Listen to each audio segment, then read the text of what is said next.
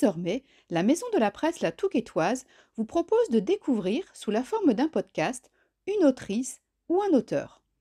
Cette fois, nous avons choisi de mettre en lumière un premier roman sorti dans le cadre de la rentrée littéraire 2023. C'est Delphine, de la Maison de la Presse La Touquetoise, et aujourd'hui, j'ai le plaisir d'interviewer Julie Héraclès qui va nous présenter son premier roman Vous ne connaissez rien de moi, paru le 23 août dernier aux éditions Jean-Claude Lattès.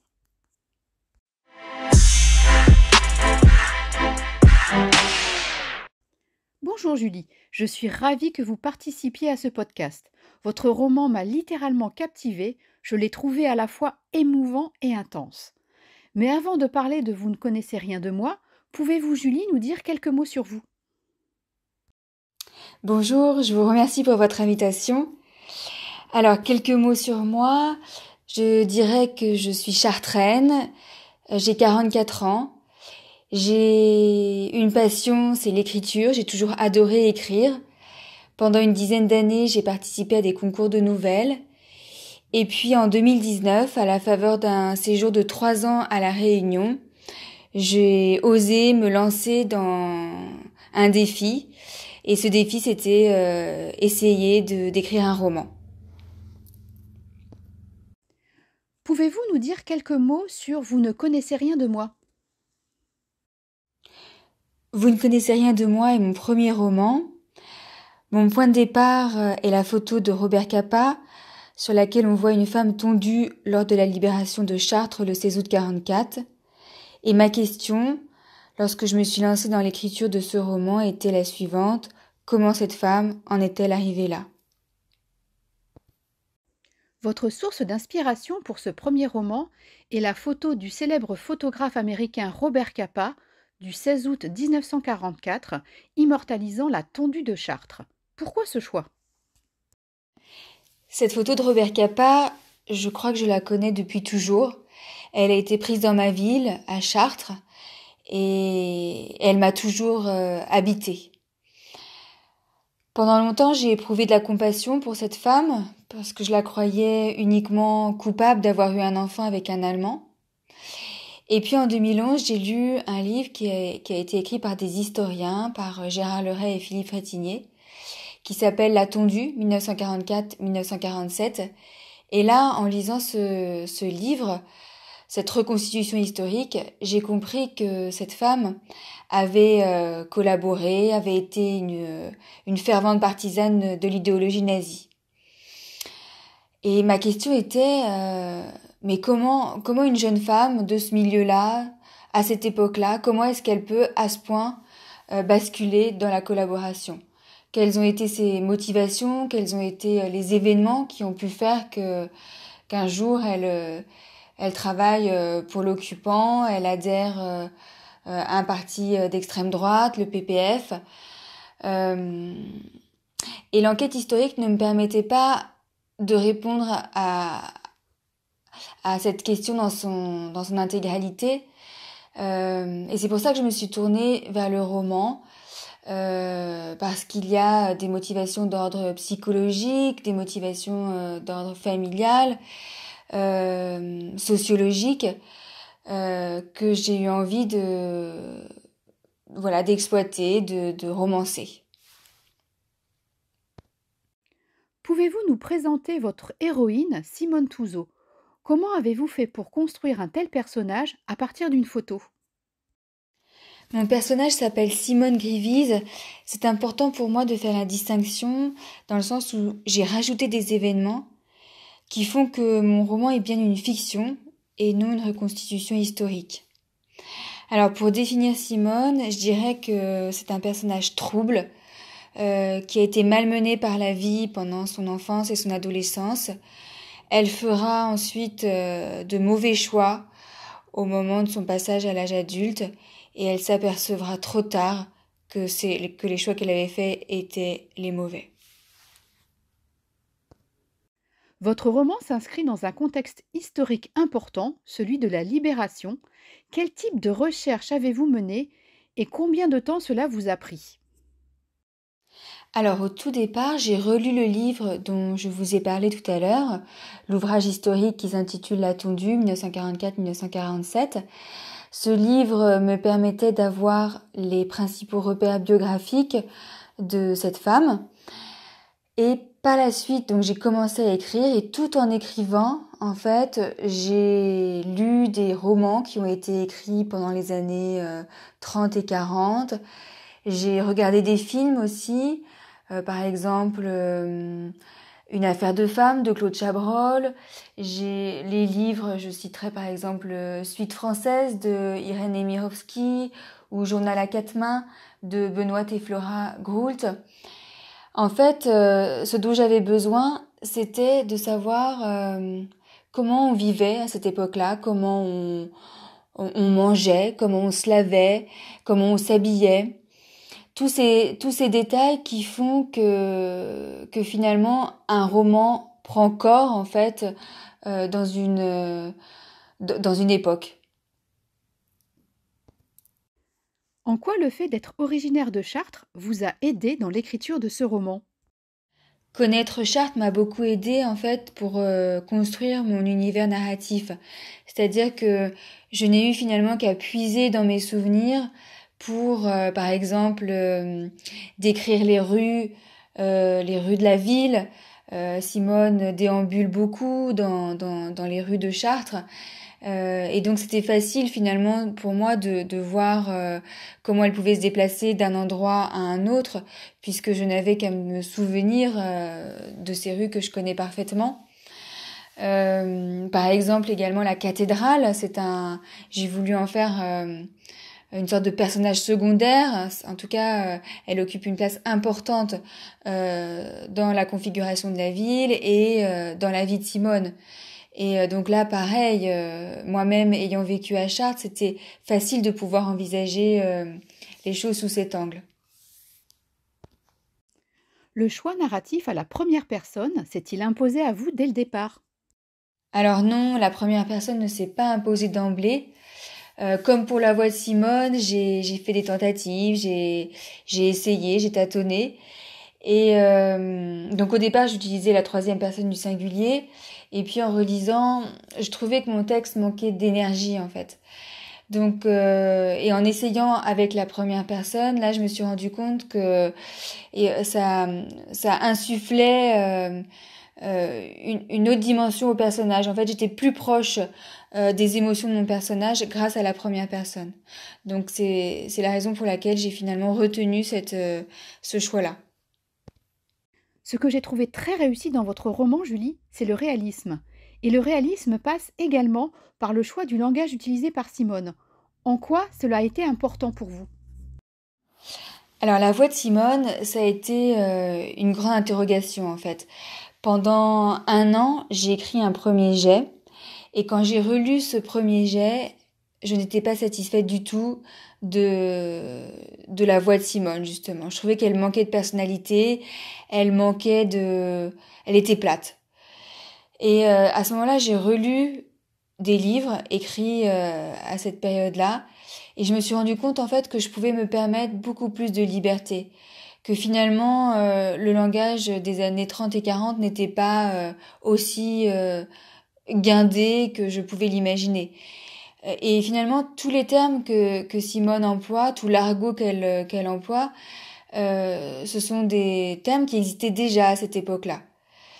Une fois en fait que j'ai eu cette sorte de révélation en fait, ben, ça m'a libérée et j'ai eu beaucoup de plaisir à la faire parler de cette manière-là, enfin beaucoup de plaisir à écrire.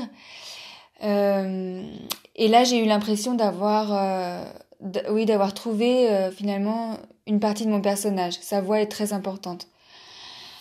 Euh, Voilà, et en même temps, sa voix, je crois que c'est ce qui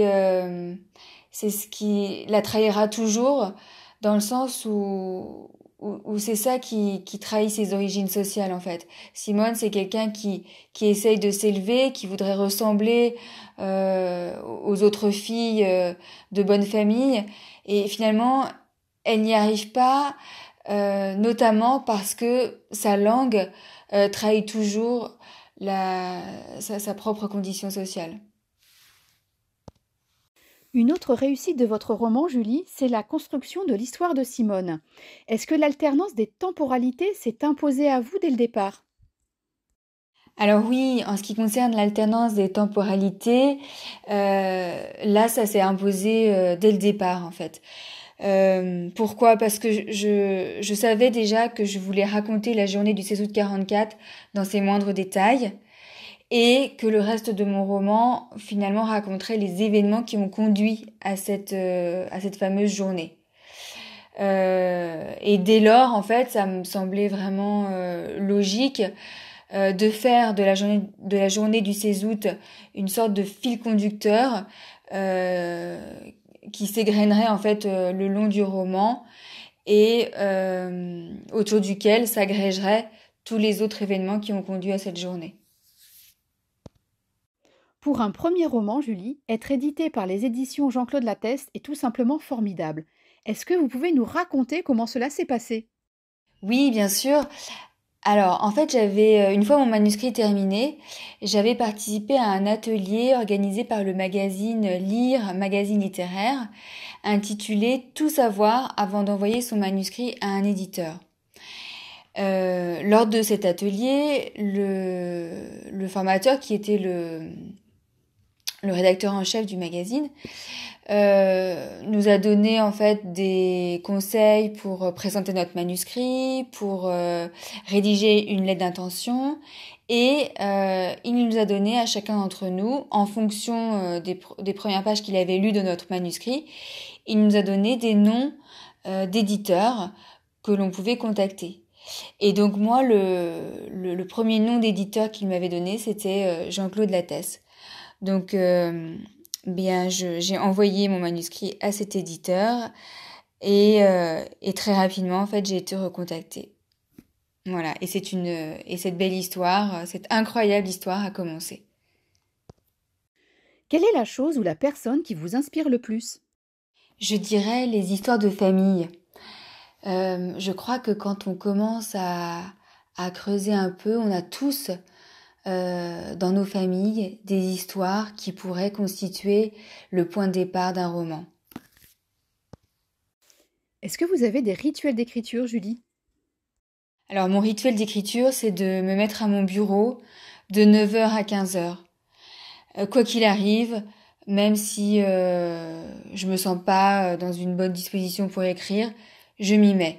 Après, je n'écris pas forcément. Je peux lire aussi, je peux regarder des films, des séries qui ont... Mais l'important, c'est d'avoir mon esprit entièrement occupé à mon projet de roman. Donc, par exemple, si je regarde un film, il faut que ça ait un rapport avec ce que je suis en train d'écrire. Voilà. Qu'est-ce qu'une journée réussie pour vous?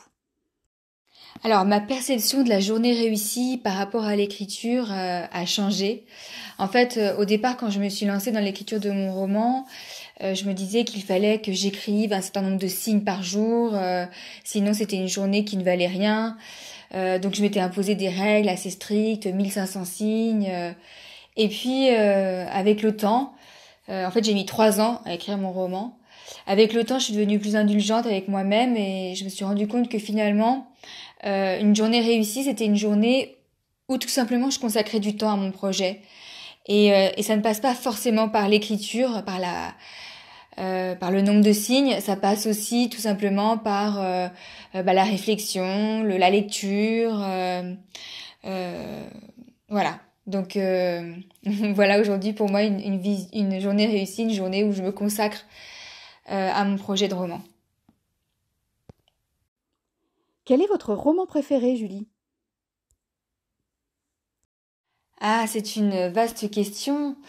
Euh, En fait, j'ai pas de roman préféré, ou alors j'ai des romans préférés.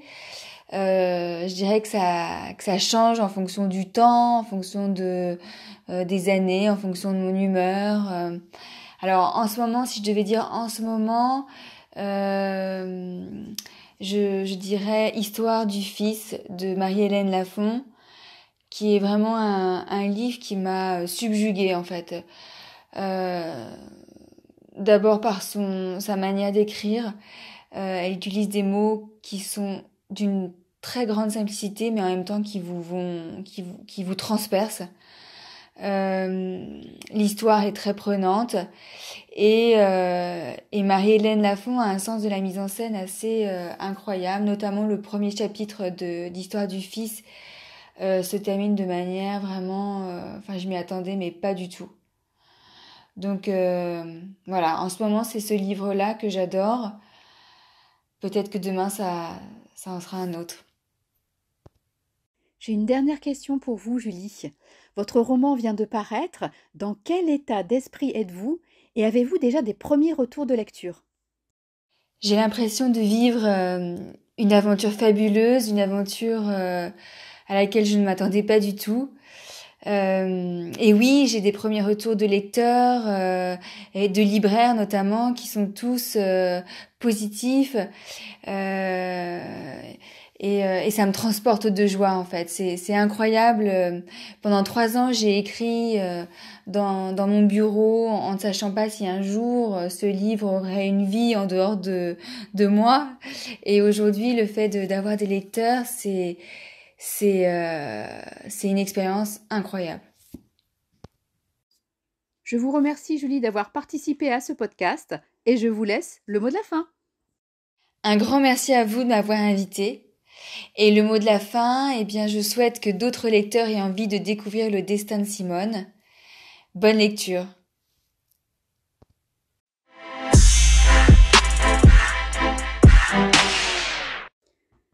C'était Delphine de la Maison de la Presse La Touquetoise. J'espère que ce podcast vous aura donné l'envie de vous précipiter chez votre libraire préféré pour vous procurer Vous ne connaissez rien de moi, ce magnifique premier roman de Julie Héraclès et de découvrir Simone Touzeau, La Tondue de Chartres. En attendant, je vous donne rendez-vous le mois prochain pour une autre découverte littéraire.